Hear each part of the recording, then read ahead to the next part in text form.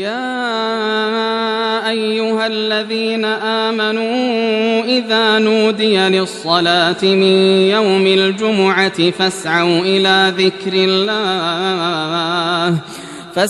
إلى ذكر الله وذروا البيع ذلكم خير لكم إن كنتم تعلمون۔ اے ایمان والو، جب جمعے کے دن جمعے کی نماز کے لیے اذان دی جائے تو فوراً اللہ کے ذکر یعنی خطبہ و نماز کی طرف تیزی سے چل پڑو اور خرید و فروخت یعنی کاروبار چھوڑ دو، یہ تمہارے حق میں بہتر ہے اگر تم علم رکھتے ہو۔ ان الحمد لله نحمده ونستعينه ونستغفره ونعوذ بالله من شرور انفسنا ومن سيئات اعمالنا، من يهده الله فلا مضل له ومن يضلله فلا هادي له، واشهد ان لا اله الا الله وحده لا شريك له، واشهد ان محمدا عبده ورسوله، اما بعد فان خير الحديث كتاب الله وخير الهدي هدي محمد صلى الله عليه وسلم، وشر الامور محدثاتها وكل محدثة بدعة وكل بدعة ضلالة وكل ضلالة في النار۔ فأعوذ بالله السميع العليم من الشيطان الرجيم من همزه ونفخه ونفثه، يا أيها الذين آمنوا اتقوا الله حق تقاته ولا تموتن إلا وأنتم مسلمون، يا أيها الناس اتقوا ربكم الذي خلقكم من نفس واحدة وخلق منها زوجها وبث منهما رجالا كثيرا ونساء، واتقوا الله الذي تساءلون به والأرحام إن الله كان عليكم رقيبا، يا أيها الذين آمنوا اتقوا الله وقولوا قولا سديدا يصلح لكم أعمالكم ويغفر لكم ذنوبكم، ومن يطع الله ورسوله فقد فاز فوزا عظيما۔ أعوذ بالله السميع العليم من الشيطان الرجيم من همزه ونفخه ونفثه، قل إن كنتم تحبون الله فاتبعوني يحببكم الله ويغفر لكم ذنوبكم والله غفور رحيم۔ رب اشرح لي صدري ويسر لي امري واحلل عقدة من لساني يفقهوا قولي، سبحانك لا علم لنا الا ما علمتنا انك انت العليم الحكيم، اللهم انفعني بما علمتني وعلمني ما ينفعني وزدني علما، اللهم لا سهل الا ما جعلته سهلا وانت تجعل الحزن اذا شئت سهلا، آمین یا رب العالمین۔ ہمہ قسم کی تعریفیں، بڑائیاں اور بزرگیاں، شان و شوکت، حکمتیں اور حکومتیں اسی اللہ رب ذوالجلال والاکرام کے لیے لائق و زیبا ہیں، جو میرا آپ کا اور کل کائنات کا خالق، مالک اور مدبر ہے۔ سبحان اللہ و بحمدہ، سبحان اللہ العظیم۔ درود و سلام ہو تمام انبیاء علیہم السلام پر، خصوصاً میرے اور آپ کے پیارے نبی امام الانبیاء والمرسلین جناب محمد رسول اللہ صلی اللہ تعالی علیہ وسلم کی ذات مقدسہ پر۔ اللہم صلی وسلم وبارک وسلم علی نبینا محمد وعلی آلہ وصحبہ اجمعین۔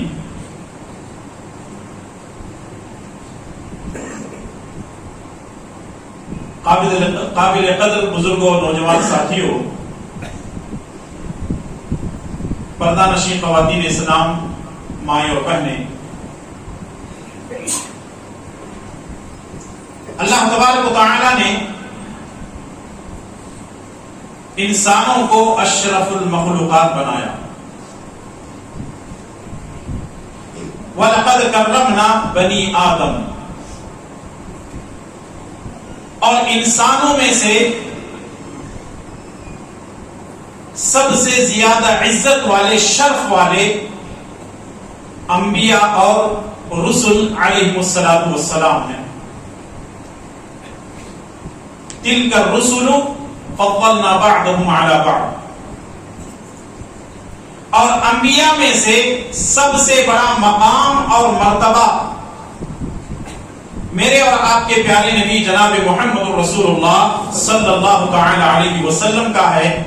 وَرَفَعْنَا لَكَ ذِكْرَكَ، ہم نے آپ کے مقام کو بلند کر دیا ہے.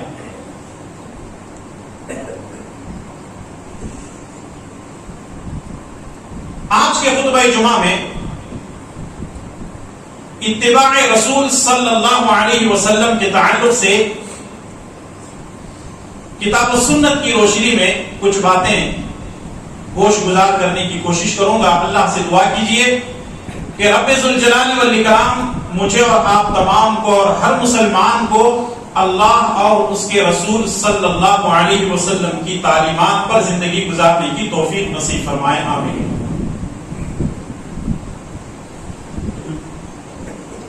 اس سے پہلے کہ اتباع رسول پر کچھ بات آپ کی خدمت میں پیش کی جائے، ان دو الفاظ کو جس کا ذکر اللہ تعالیٰ نے قرآن کریم میں کیا ہے سمجھنے کی کوشش کرتے ہیں، پھر اس کے بعد بات کو آگے بڑھاتے ہیں. ایک ہے اطاعت اور دوسرے ہے اتباع. ان دونوں میں فرق کیا ہے؟ اطاعت کے معنی ہے برضا و رغبت کسی کی بات کو قبول کر لینا. اطاعت کے معنی ہے برضا و رغبت، خوشی سے کسی کی بات کو مان لینا عام زبان میں. اتباع کہتے ہیں پیروی کرنا، نقش قدم پر چلنا، پیچھے پیچھے ہو لینا، جس کو آپ انگریزی میں چھوٹے سے جملے سے سمجھ سکتے ہیں فالو کرنا. عام طور پہ جب بات ہوتی ہے تو اہل علم اطاعت کے اس جملے کو الگ کر دیتے ہیں، اتباع کو الگ کر دیتے ہیں. اس کی وجہ کیا ہے؟ اطاعت اور اتباع کیا یہ دونوں الگ الگ الفاظ ہیں؟ جواب یہ ہے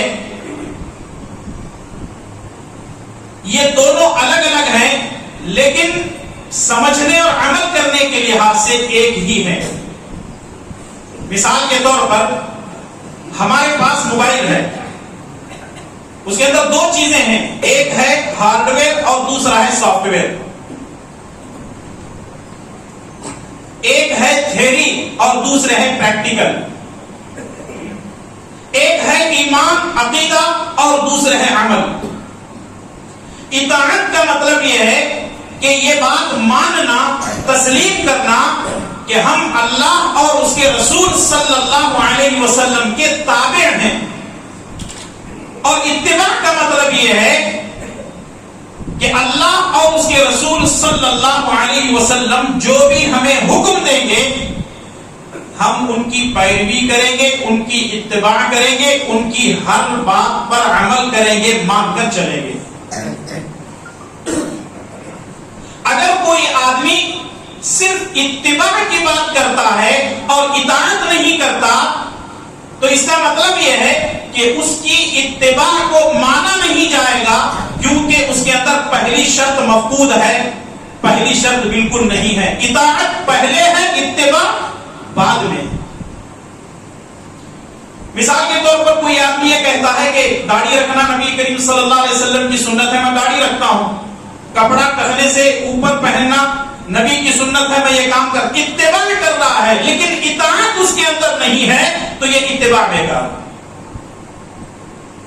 جب اطاعت ہوگی، ایمان لائے گا، عقیدہ توحید ہوگی، رسول اللہ صلی اللہ علیہ وسلم کے بارے میں گواہی دے گا، اشہد ان لا الہ الا اللہ واشہد ان محمدا عبدہ ورسولہ، تب جا کر اس کے اندر اتباع کا جذبہ پیدا ہوگا. ورنہ پہلی چیز مفقود ہے تو دوسری چیز بھی بیکار ہے.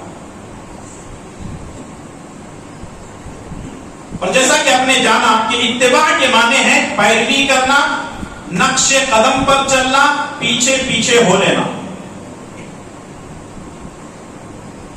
یہ جو رسول اللہ صلی اللہ علیہ وسلم کی اتباع ہے، ہم کیوں کریں گے؟ رسول اللہ صلی اللہ علیہ وسلم کی اتباع ہم اس لیے کریں گے کیونکہ رسول اللہ صلی اللہ علیہ وسلم کو اللہ تعالی نے ہمارے لیے اسوہ حسنہ بنایا ہے، ہمارے لیے صلی اللہ علیہ وسلم کی اتباع کریں گے اطاعت کے جذبے کے ساتھ. جیسا کہ اللہ تعالیٰ نے قرآن کریم کے اندر فرمایا لَقَدْ كَانَ لَكُمْ فِي رَسُولِ اللَّهِ أُسْوَةٌ حَسَنَةٌ. رسول اللہ صلی اللہ علیہ وسلم تمہارے لیے اسوہ ہیں، نمونہ ہیں اور ماڈل ہیں. اس کا مطلب یہ ہے کہ رسول اللہ صلی اللہ علیہ وسلم نے زندگی کے ہر موڑ پر جو کام جس طریقے سے کیا ہے اسی طرح ہم کو کرنا ہے. آپ کا چلنا پھرنا، آپ کا سونا جاگنا، آپ کا عبادت کرنا، آپ کا نماز پڑھنا، آپ کے روزے رکھنا، آپ کا زکات دینا، آپ کا حج کرنا، زندگی کے ہر موڑ پر رسول اللہ صلی اللہ علیہ وسلم کی پیروی یعنی آپ کی اتباع ہونی چاہیے. لیکن اس کا فائدہ کیا ہوگا؟ سورہ آل عمران سورہ نمبر 4 آیت نمبر 31 میں اللہ تبارک و تعالیٰ نے ارشاد فرمایا قُلْ إِن كُنتُمْ تُحِبُّونَ اللَّهَ فَاتَّبِعُونِي قُلْ إِن كُنتُمْ تُحِبُّونَ اللَّهَ فَاتَّبِعُونِي يُحْبِبُكُمُ اللَّهُ وَيَغْفِرْ لَكُمْ ذُنُوبَكُمْ وَاللَّهُ غَفُورٌ رَحِيمٌ. قل اے نبی آپ کہہ دیجئے ان کنتم تحبون اللہ، اگر تم اللہ تعالی سے محبت کا دم بھرتے ہو فاتبعونی، میری اتباع کرو. یہاں جتنے بیٹھے ہوئے کوئی بھی یہ نہیں کہہ سکتا کہ مجھے اللہ سے محبت نہیں ہے. ہر کسی کو اللہ سے محبت ہے. ہمیں مسلمان ہیں اللہ سے محبت اس لیے کرتے ہیں کیونکہ وہ ہمارا خالق ہے، ہمارا مالک ہے، ہمارا مدبر ہے، ہمارا محافظ ہے، ہمارا رازق ہے، اس لیے ہم اس سے محبت کرتے ہیں. اگر کوئی آدمی یہ کہتا ہے کہ مجھے اللہ سے محبت ہے تو اس کے لیے ایک شرط رکھی گئی ہے فاتبعونی. سب سے پہلے وہ محمد الرسول اللہ صلی اللہ علیہ وسلم کی اتباع کرے گا. اگر اتباع رسول اس کے اندر ہے تو تب یہ کہا جا سکتا ہے کہ فلاں شخص یا فلاں بندہ یا فلاں بندی اللہ سے محبت کرنے والے ہیں. فائدہ کیا ہوگا نبی کی اتباع کرنے کا؟ یحببکم اللہ ویغفر لکم ذنوبکم. دو فائدے ہوں گے. ایک تو اللہ تم سے محبت کرنے لگے گا اور تمہارے گناہوں کو بخش دے گا، تمہارے گناہوں کو معاف کر دے گا. اللہ اکبر. رسول اللہ صلی اللہ علیہ وسلم کی اتباع کرنے کا فائدہ یہ ہے کہ اللہ ہم سے محبت کرنے لگے گا اور ہمارے گناہوں کو بخش دے گا، معاف کر دے گا. لگے ہاتھوں اس حدیث کو بھی سنتے چلیں. مسند احمد کی روایت. رسول اللہ صلی اللہ علیہ وسلم فرماتے ہیں کہ جب اللہ تعالیٰ کسی بندے سے محبت کرتا ہے تو جبرائیل کو بلا کر کہتا ہے کہ اے جبرائیل میں فلاں بندے سے محبت کرتا ہوں لہذا تم بھی اس سے محبت کرو. جبرائیل اللہ کے عرش کے اٹھائے ہوئے فرشتوں سے کہتے ہیں کہ اللہ میں فلاں بندے سے محبت کرتے ہیں لہذا تم بھی محبت کرو. پھر وہ عرش والے فرشتے پہلے آسمان پہلے سے لے کر 7ویں آسمان تک اور 7ویں آسمان والے زمین کے فرشتوں سے اور زمین کے فرشتے انسانوں کے دلوں کے اندر محبت ڈالتے ہیں. اس کا مطلب یہ ہے کہ اللہ تعالی ہم سے محبت کرتا ہے تو جبرائیل کو بلا کر کے کہتا ہے کہ تم محبت کرو. عرش والوں سے کہا جاتا ہے تم محبت کرو. 7 آسمانوں کے فرشتوں سے کہا جاتا ہے تم بھی فلاں بندے سے محبت کرو. اور 7 آسمانوں کے 7ویں آسمان والے فرشتے زمین کے فرشتوں سے کہتے ہیں کہ تم فلاں بندے سے محبت کرو. اور زمین کے فرشتے انسانوں کے دلوں کے اندر محبت ڈالتے ہیں کہ اللہ سے لے کر زمین کے فرشتے فلاں بندے سے محبت کرتے ہیں لہذا تم بھی محبت کرو. اور یاد رکھو جب بندے کسی سے محبت کرتے ہیں دنیا والے اس کو 1000 بدنام کرنے کی کوشش کریں اس کو بدنام نہیں کر سکتے بلکہ اللہ تعالی ان کی شان کے اندر اور بڑھوتری اور اضافہ پیدا کرتا ہے. ذالک فضل اللہ یؤتیہ من یشاء. تو معلوم کیا ہوا؟ رسول کی اتباع کا پہلا فائدہ اللہ محبت کرے گا، دوسرا ہمارے گناہوں کو معاف کر دے گا. واللہ غفور رحیم، اور اللہ تعالیٰ بخشنے والا اور رحم کرنے والا ہے. ٹھیک ہے. اللہ نے نبی صلی اللہ علیہ وسلم کو ماڈل بنا کر بھیجا اور آپ کی اتباع کرنے کی تاکید کی، اس کے فائدے بھی گنوائے. اب آئیے سورہ اعراف کی آیت نمبر 3 پر غور کرتے ہیں. اللہ تعالیٰ نے فرمایا اتبعوا ما انزل الیکم من ربکم ولا تتبعوا من دونه اولیاء قلیلا ما تذکرون. اتبعوا ما انزل الیکم من ربکم، اتباع کس کی کرنی ہے؟ جو تمہارے رب کے طرف سے نازل کیا گیا ہے. اس کا مطلب ایرے غیر نتو خیری کی اتباع نہیں کرنی ہے. ایرے غیر نتو خیری کی بات کی، فلاں فلاں کی بات کو نہیں ماننا ہے، ماننا اس کی ہے جو رب کے طرف سے نازل کیا گیا ہے. وَلَا تَتَّبِعُوا مِن دُونِهِ أَوْلِيَاءَ، اس کے علاوہ کسی اور کی اتباع، کسی کی پیروی، کسی بات کو نہ مانو. قَلِيلًا مَا تَذَكَّرُونَ، اور بہت کم تم نصیحت حاصل کرتے ہو. اب یہ اوپر سے جو نازل کیا گیا ہے اتبعوا ما انزل الیکم من ربکم، تمہارے رب سے کے طرف سے جو نازل کیا گیا ہے اسی کی اتباع کرو، یہ کیا ہے؟ آپ تفسیر کی کتابیں اٹھا کر کے دیکھ لیں، اس سے مراد قرآن اور حدیث ہے. اس سے مراد کیا ہے؟ قرآن اور حدیث ہے. اگر کوئی آدمی یہ کہتا ہے کہ صرف قرآن ہے، وہ گمراہ شخص ہے. سن لیجیے اس جملے کو. اگر کوئی آدمی یہ کہتا ہے رب کے طرف سے جو چیز نازل کی گئی ہے وہ صرف قرآن ہے، حدیث کی ہمیں ضرورت نہیں ہے، ایسا شخص گمراہ ہے، کیونکہ حدیث کے بغیر قرآن کو سمجھا بھی نہیں جا سکتا. تو جو رب کے طرف سے نازل کی گئی ہے وہ چیز قرآن اور حدیث ہے. ٹھیک ہے؟ جب قرآن اور حدیث ہی کی اتباع کرنی ہے، قرآن اور حدیث ہی کی تعلیمات پر عمل کرنا ہے، تو ان تعلیمات کو بتانے کے لیے، سمجھانے کے لیے، سکھلانے کے لیے پریکٹیکل اللہ تعالی نے محمد الرسول اللہ صلی اللہ علیہ وسلم کو ہمارے درمیان بھیجا. صحابہ کرام نے نبی کریم صلی اللہ علیہ وسلم سے سیکھا اور وہی احادیث ہمارے پاس موجود ہیں. تو اس لیے رسول اللہ صلی اللہ علیہ وسلم کی اتباع کرنا ہر مسلمان پر واجب ہے. کسی بھی حالت میں اس واجب کو ترک نہیں کیا جا سکتا.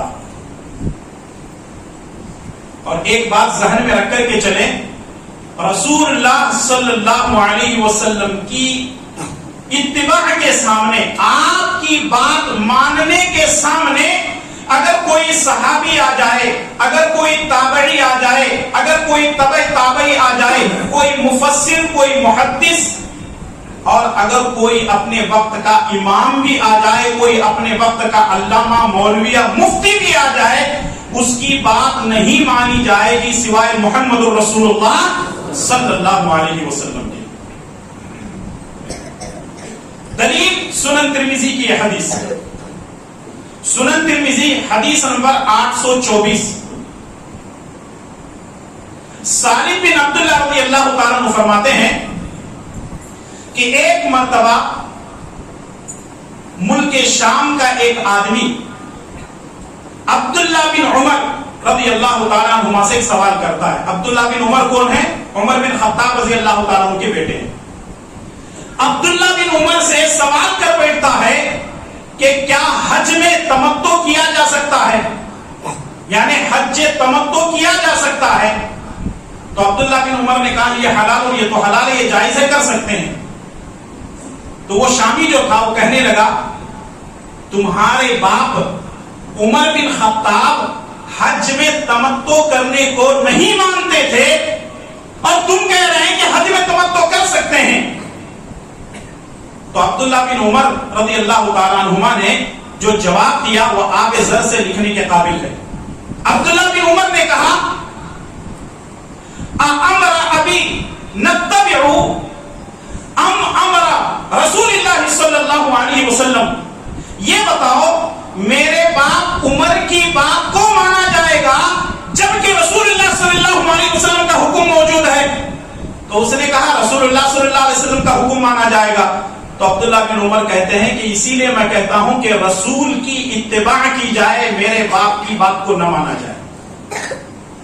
اب اس سے جو باریک چیز نکلتی ہے سمجھنے والی، اور بالکل سمجھداری کی بات کیجیے، حقیقت پر مبنی بات ہے، وہ یہ ہے کہ جب رسول اللہ صلی اللہ علیہ وسلم کے قول اور فعل کے مقابلے میں عبداللہ بن عمر بن خطاب کے اس عمل کو عبداللہ بن عمر نے نہیں مانا، تو جب رسول اللہ صلی اللہ علیہ وسلم کی کوئی حدیث آتی ہے اور کوئی شخص یہ کہتا ہے کہ ہمارے امام صاحب کے پاس حکم ایسا نہیں ہے اس لیے ہم نہیں مانیں گے، وہ اپنے ایمان کی خیر بنا۔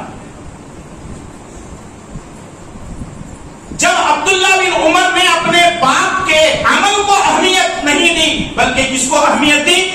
رسول اللہ صلی اللہ علیہ وسلم کے عمل کو اہمیت دی۔ ایک مسلمان کا شیوا، ایک مسلمان کا در امتیاز یہی ہونا چاہیے کہ جب رسول اللہ صلی اللہ علیہ وسلم کی بات آ جائے، آمنا وصدقنا، ہم ایمان لائے، اس کی سچائی کو قبول کرتے ہیں، لیکن یہ اور بات ہے کہ مسلمانوں کے اندر جب رسول اللہ صلی اللہ علیہ وسلم کی کوئی بات کی جاتی ہے، کوئی حدیث آتی ہے، تو اس کے مقابلے میں کسی امام کو لایا جاتا ہے، اس کے مقابلے میں کسی اپنے پیر، اپنے بڑے کو، اپنی مفتی اور علامہ کو لایا جاتا ہے۔ اللہ کی قسم ہے ایسے لوگ اپنے ایمان کو جانچ لیں کہ آیا ہم یہ کام صحیح کر رہے ہیں یا غلط کر رہے ہیں، ورنہ پھر تباہی ہے، بربادی ہے ان لوگوں کے لیے جو کلمہ تو پڑھ لیتے ہیں لا الہ الا اللہ محمد رسول اللہ، اور جب بات نبی کی اتباع کی آتی ہے تو اپنے اماموں کے اقوال کو پیش کر کے اپنے دین اور ایمان کو برباد کرنا ہے۔ اتنا ہی نہیں، آئے ایک اور حدیث بھی پیش کرنا چاہتا ہوں۔ اس حدیث سے آپ کو یہ بات سمجھ میں آئے گی، اتباع رسول میں کمی بیشی کرنا کسی بھی طرح جائز نہیں۔ اتباع رسول میں کمی بیشی کرنے کی بھی اجازت نہیں ہے۔ اس کی دلیل یہ ہے، سنن ترمذی کی یہ روایت، شیخ البانی رحمۃ اللہ علیہ نے اس روایت کو حسن کہا ہے۔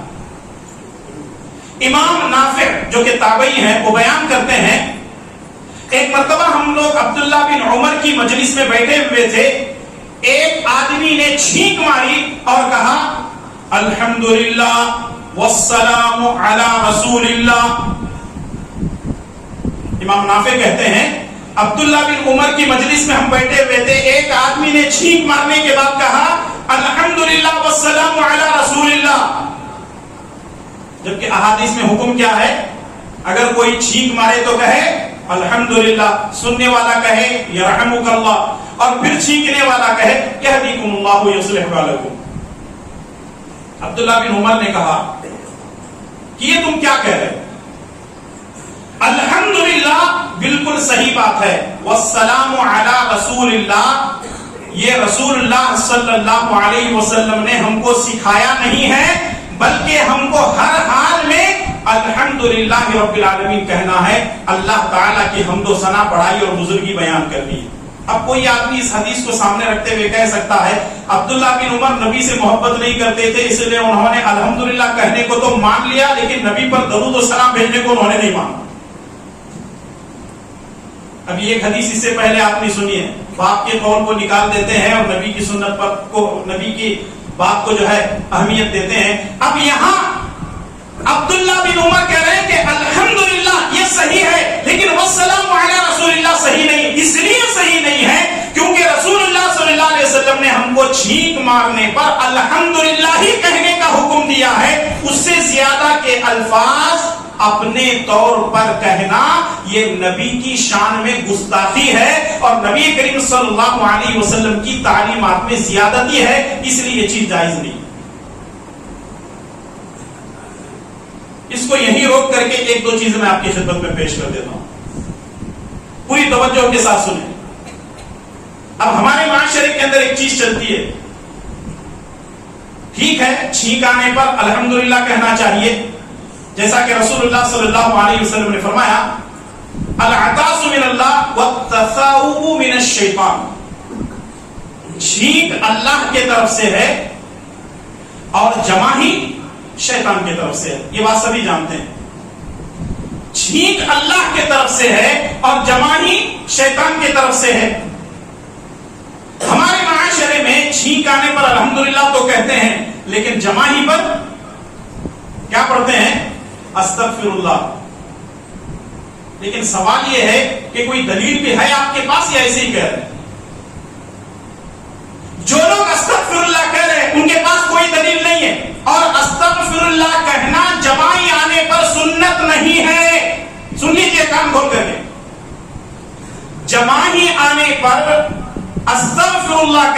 کسی بھی حدیث سے ثابت نہیں ہے. ہاں اگر دیکھا جائے چھینک اللہ کی طرف سے جمع ہی شیطان کی طرف سے، جو چیز شیطان کی طرف سے ہوتی ہے اس پر کیا کہنا چاہیے؟ اعوذ باللہ من الشیطان الرجیم پڑھنا چاہیے، جبکہ حدیث میں اعوذ باللہ بھی نہیں ہے، استغفر اللہ بھی نہیں ہے. اب زبانی طور پہ آ گیا، جمع ہی آ گئی، استغفر اللہ. کہاں سے لیا آپ نے؟ کوئی دلیل بھی تو چاہیے نا. یہ اتباع نہیں ہے کہ ہم دیکھا دیکھی ان کو دیکھ کر کے اپنے طرف سے کوئی چیز بنا لیتے ہیں. یہی تو اتباع کے خلاف ہے، اسی کو تو بدعت کہا جاتا ہے. اگر آپ کہتے ہیں مولانا کہہ لینے میں کیا مشکل ہے، ہم کہیں گے اسی لیے تو دین برباد ہوا ہے. اسی لیے تو دین برباد ہوا ہے کہ لوگوں نے اپنے طرف سے باتوں کو ٹھونس کر کے اصل چیز پیچھے رہ گئی، اور لوگوں نے غیر سنت کو اتنی اہمیت دے دی کہ آج اتباع کی اگر بات کرتے ہیں تو کوئی اتباع کی طرف آنے کے لیے تیار نہیں. ایک تو یہ بات معلوم ہوئی کہ جو چیز اتباع میں شامل نہیں ہے اس کو اہمیت نہ دی جائے. دوسری چیز یہ بھی معلوم ہوئی کہ عبداللہ بن عمر کو یہ بات پسند ہی نہیں تھی کہ الحمدللہ کے ساتھ میں والسلام علی رسول اللہ چھینک آنے پر کہے. حالانکہ آپ نبی پر درود کبھی بھی پڑھ سکتے ہیں، لیکن وہاں پرٹیکولر ان الفاظ کے ساتھ اور الفاظ کو زیادہ اگر آپ کر رہے ہیں تو اس کا مطلب یہ ہے کہ آپ کا علم نبی کے علم سے زیادہ ہوا. نعوذ باللہ من ذالک. ایسا ہو سکتا ہے؟ ہرگز نہیں. ایک مسلمان کا شیوا تو ہو ہی نہیں سکتا. تو اس لیے ہر مسلمان کے لیے ضروری ہے کہ وہ جو چیز جتنی بتائی گئی ہے اسی کی اتباع کرے، اس سے زیادہ نہ آگے جائے نہ پیچھے جائے. ٹھیک ہے. صحیح بخاری اور صحیح مسلم کی ایک اور روایت، ابو ہریرہ رضی اللہ تعالیٰ عنہ فرماتے ہیں جاء اعرابی الى النبی صلی اللہ علیہ وسلم قال دلنی علی عمل اذا عملته دخلت الجنہ. ایک دیہاتی رسول اللہ صلی اللہ علیہ وسلم کی خدمت میں آپ کہنے لگا اللہ کے نبی کوئی عمل بتائیے میں اس کو کروں اور سیدھے جنت میں جاؤں. دیکھیے سوال کتنا پیارا ہے اور جواب اس سے زیادہ پیارا ہے. وہ جنت میں جانا چاہتا تھا. نبی کریم صلی اللہ علیہ وسلم سے سوال کیا اللہ کے نبی کوئی عمل بتائیے کروں اور جنت میں جاؤں. یہاں جتنے بیٹھے ہیں سب جنت میں جانا چاہتے ہیں. انشاءاللہ اللہ ہمیں ویسے اعمال کر کے جنت میں جانے کی توفیق نصیب فرمائے. آمین. تو رسول اللہ صلی اللہ علیہ وسلم نے 4 چیزیں گنوائیں. ان تعبد اللہ ولا تشرک به شیئا وتقیم الصلاة المفروضة مکتوبہ وتقیم الصلاة المفروضة وتصوم رمضان. اللہ کی عبادت ایسی کر اللہ کی ذات میں کسی کو شریک نہ کر. 5 وقتہ نمازوں کی پابندی کر لے. زکات اگر فرض ہے تو دے دے. رمضان کے روزے رکھ لے. حج کا ذکر اس میں نہیں ہے، ہو سکتا ہے کہ اس وقت حج نہ فرض ہوا، حج فرض نہ ہوا ہو. جب وہ پلٹا اور جانے لگا یہ 4 باتیں سن کر کے تو اس نے کہا والذی نفسی بیدہ لا ازید علی ھذا ولا انقص منہ شیئا. اس رب کی قسم جس کے قبض قدرت میں میری جان ہے، اے اللہ کے نبی جو باتیں آپ نے کہی ہیں میں اس میں نہ کمی کروں گا نہ زیادتی کروں گا. تھوڑی دیر کے لیے سوچیں اور غور کریں. اس نے رب کی قسم کھا کر کے کہا کہ جو باتیں آپ نے کہی ہیں اس میں نہ میں کمی کروں گا اور نہ زیادتی کروں گا. اس کا مطلب یہ ہے کہ دین کے اندر کمی بیشی کرنے کی اجازت نہیں ہے.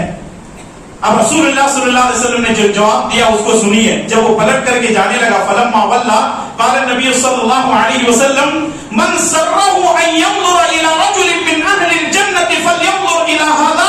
اگر تم کسی جنتی کو دیکھنا چاہتے ہو اس کو دیکھ لو کیونکہ یہ جنتی. اللہ اکبر.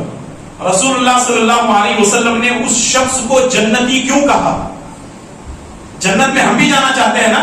آپ نے جیسے کہا کہ انشاءاللہ ہم بھی جنت میں جائیں گے، دعا پر آپ نے آمین بھی کہی، لیکن اس نے کیا کہا؟ کہا کہ کمی اور زیادتی نہیں کروں گا. ہماری زندگی کے اندر کبھی تو کمی ہو رہی ہے کبھی ہم زیادتی کر رہے ہیں تو جنت میں جائیں گے.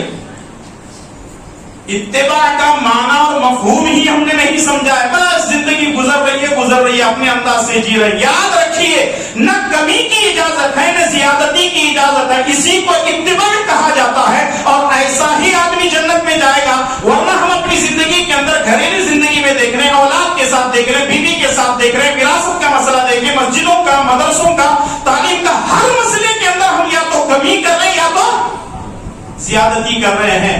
ایسا شخص کبھی بھی جنت میں داخل نہیں ہو سکتا. تو اس لیے اتباع رسول میں کمی اور زیادتی کی اجازت نہیں ہے, اور جو کمی بیشی کرے بغیر جتنا کہا گیا ہے, کیا گیا ہے, اسی پر عمل کرتا ہے تو اسی کا نام اتباع ہے, اور ایسا ہی آدمی انشاءاللہ تعالی جنت میں جائے گا. آئیے آخری حدیث اور آخری بات, صحیح بخاری حدیث نمبر 5006 ابو سعید بن معلہ رضی اللہ تعالیٰ عنہ, اور یہ اپنے ذہن و دماغ میں پیوست کر لیجئے یہ اس حدیث کو. اتنی پیاری حدیث ہے اور اتنی مدلل بات کی گئی ہے رسول اللہ صلی اللہ علیہ وسلم کی اتباع کے بارے میں, ذرا غور کیجئے. ابو سعید بن معلہ رضی اللہ تعالیٰ عنہ نماز پڑھ رہے ہیں, رسول اللہ صلی اللہ علیہ وسلم وہاں سے گزرے, ان کو آواز دی اور وہاں سے چل دیے. ابو سعید بن معلہ جب دیکھتے ہیں کہ نبی صلی اللہ علیہ وسلم نے آواز دی, نماز کو ہلکی کرتے ہیں, جلدی جلدی نماز پڑھتے ہیں اور رسول اللہ صلی اللہ علیہ وسلم کی خدمت میں پہنچتے ہیں. ابو سعید بن معلہ نے کہا اللہ کے نبی بندہ حاضر ہے, کوئی خدمت ہے؟ رسول اللہ صلی اللہ علیہ وسلم نے فرمایا میں نے تمہیں پہلے آواز دی تھی, تم کیوں نہیں آئے؟ کہا اللہ کے نبی میں نماز پڑھ رہا تھا. رسول اللہ صلی اللہ علیہ وسلم نے فرمایا اے ابو سعید کیا تم نے اللہ کے اس کلام کو نہیں سنا؟ یا ایھا الذین آمنوا استجیبوا للہ والرسول اذا دعاکم لما یحییکم, جب اللہ اور اس کے رسول تم کو بلائیں تو فوراً آ جاؤ. تم نے نماز کو کیوں نہیں توڑا؟ جو نماز جو عبادت رب کے لیے پڑھی جاتی ہے, جب نبی بلائے تو نبی کی اتباع کا جذبہ ہمارے اندر ہونا چاہیے. اللہ کے لیے پڑھی جانے والی نماز کو توڑ کر کس کی آواز پر جانا ہے؟ نبی کی آواز پر. یہ ہے اتباع, اس کو اتباع کہا جاتا ہے. جب یہ اتباع ہے, آج جب نبی کا حکم آتا ہے, رسول کا کوئی حکم آتا ہے, کوئی صحیح حدیث آتی ہے, آپ صلی اللہ علیہ وسلم کا ارشاد مبارکہ اگر آتا ہے, لوگ جو اماموں کو اہمیت دیتے ہیں, مولویوں کے فتووں کو اہمیت دیتے ہیں, پیروں فقیروں کی کتابوں کو اہمیت دیتے ہیں, گویا کہ وہ لوگ رسول کی اتباع نہیں کر رہے ہیں, رسول کی توہین کر رہے ہیں. بات بڑی سخت ہے نا, لیکن یاد رکھو اللہ تبارک و تعالیٰ کی پکڑ اس سے سخت ہے. ان بطش ربک لشدید, اللہ کی پکڑ بڑی سخت ہے. اتباع رسول کوئی معمولی موضوع نہیں ہے کہ آدھے گھنٹے کے اندر پوری کی پوری احادیث کو اور قرآن کی آیتیں پیش کی جائیں. صرف اتنا سمجھ لو کہ جب تک آدمی کے اندر اتباع رسول کا جذبہ نہیں ہوتا وہ کامیاب نہیں ہوتا. اور دوسری بات یہ ہے کہ اتنا ہی حکم ماننا ہے جس کو نبی نے کہا ہے, کیا ہے, اور اتباع رسول میں کمی اور زیادتی کی اجازت نہیں ہے. اب آپ کہیں گے مولانا آپ آخری حدیث تو سنا دیے, کیا ابو سعید بن معلہ نماز پڑھ رہے تھے, نبی نے آواز دی, اب نبی صلی اللہ علیہ وسلم کے پاس گئے تو نبی نے قرآن کی آیت پیش کر دی. اب تو نبی نہیں ہے نا, اب تو نبی دنیا میں نہیں ہے, اب نبی پکارنے والے بھی نہیں, ہم نماز توڑنے والے بھی نہیں ہیں. ایک ہی شخصیت تھی جن کے لیے نماز توڑی جا سکتی ہے. آج بھی وہ موجود ہے, وہ یہ ہے کہ جب رسول اللہ صلی اللہ علیہ وسلم کا کوئی فرمان آ جائے اور امام کو اہمیت دینا, گویا کہ یہ بھی اس کے اندر داخل ہے کہ ہم رسول اللہ صلی اللہ علیہ وسلم کی اتباع میں گڈمٹ کر رہے ہیں اور پھر اس کے بعد کمی یا زیادتی کا شکار بنتے جا رہے ہیں. ضرورت اس بات کی ہے اماموں کی عزت کیجئے, اولیاء کرام کا احترام کیجئے, علماء اور مفتیوں کی عزت کیجئے, لیکن اگر ماننی کسی کی بات ہے, اتباع اگر کسی کی کرنی ہے تو وہ اکیلی ذات ہے محمد رسول اللہ صلی اللہ علیہ وسلم. عجیب بات ہے کہ ایک آدمی کلمہ پڑھتا ہے لا الہ الا اللہ محمد رسول اللہ, اور جب بات عمل کی آتی ہے تو اماموں کو فلاں فلاں کو شامل کرتا ہے. ایسے آدمی کو سوچنا چاہیے کہ آیا میں یہ کام صحیح کرنا ہو یا غلط. اور ایک شاعر نے آج کے حالات پر بڑی بہترین بات کہی ہے کہ کہتے ہیں کچھ لوگ میرے رگ میں نبی نبی, کہتے ہیں کچھ لوگ میرے رگ میں نبی نبی, اور پڑھتے ہیں نماز ہفتے میں کبھی کبھی. کہتے ہیں کچھ لوگ میرے رگ میں نبی نبی، اور پڑھتے ہیں نماز ہفتے میں کبھی کبھی، اور نبی کا نام سنتے ہی جھوم جاتے ہیں. نبی کا نام سنتے ہی جھوم جاتے ہیں، اور نبی کا حکم سنتے ہی گھوم جاتے ہیں. ایسے لوگوں کی نہ اسلام کو ضرورت ہے نہ مسلمانوں کو ضرورت ہے. ایسے لوگوں کی قطعاً ایسے لوگوں کی ضرورت اسلام کو نہیں ہے. میرے بھائی اور دوستوں، مائیں اور بہنیں، ضرورت اس بات کی ہے رسول اللہ صلی اللہ علیہ وسلم کے حکم کو بھی مانے، رسول اللہ صلی اللہ علیہ وسلم کی تعلیمات پر عمل کرے، اور اتباع کا جذبہ ہمارے اندر ہو. اور علامہ اقبال رحمۃ اللہ علیہ نے کہا تھا کہ محمد سے وفا تو نے تو ہم تیرے ہیں، کہ محمد سے وفا تو نے تو ہم تیرے ہیں. یہ جہاں چیز ہے کیا لوح و قلم تیرے ہیں. اس لیے میرے بھائی اور دوستو، اتباع رسول کے جذبے کے ساتھ زندگی گزارو. اور زندگی کے ہر موڑ پر، عام طور پہ ہم لوگ زندگی ایک معتدلانہ زندگی گزار رہے ہیں، لیکن جب شادی بیاہ کا معاملہ آتا ہے نا، اتباع رسول کی دھجیاں اڑانے والے خود مسلمان ہوتے ہیں. وراثت کا جب مسئلہ آتا ہے تو دھجیاں اڑانے والے خود مسلمان ہوتے ہیں.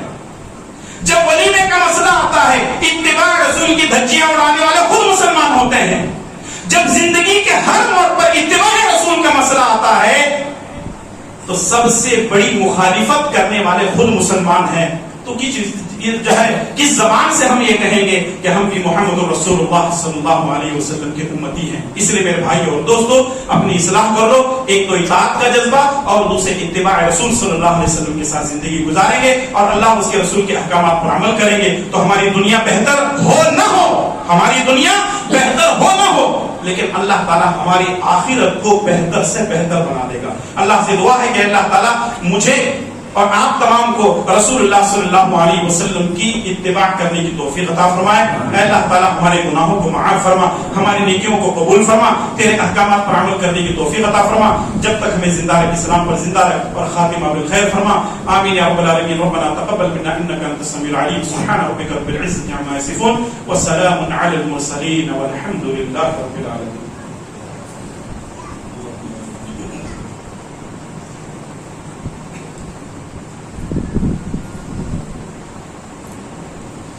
إن الحمد لله نحمده ونستعينه ونستغفره ونعوذ بالله من شرور أنفسنا ومن سيئات أعمالنا. من يهده الله فلا مضل له ومن يضلل فلا هادي له. وأشهد أن لا إله إلا الله وحده لا شريك له، وأشهد أن محمدا عبده ورسوله. أما بعد، اللهم صل على محمد وعلى آل محمد كما صليت على إبراهيم وعلى آل إبراهيم إنك حميد مجيد. اللهم بارك على محمد وعلى آل محمد كما باركت على إبراهيم وعلى آل إبراهيم إنك حميد مجيد. اللهم أعز الإسلام والمسلمين، اللهم أعز الإسلام والمسلمين، اللهم أعز الإسلام والمسلمين، وأذل الشرك والمشركين. ربنا آتنا في الدنيا حسنة وفي الآخرة حسنة وقنا عذاب النار. ربنا ظلمنا أنفسنا وإن لم تغفر لنا وترحمنا لنكونن من الخاسرين. رب اغفر وارحم وأنت خير الراحمين، رب اغفر وارحم وأنت خير الراحمين، رب اغفر وارحم وأنت خير الراحمين. عباد الله رحمكم الله، إن الله يأمر بالعدل والإحسان وإيتاء ذي القربى وينهى عن الفحشاء والمنكر والبغي يعظكم لعلكم تذكرون. اذكروا الله يذكركم وادعوه يستجب لكم ولذكر الله أكبر والله يعلم ما تصنعون.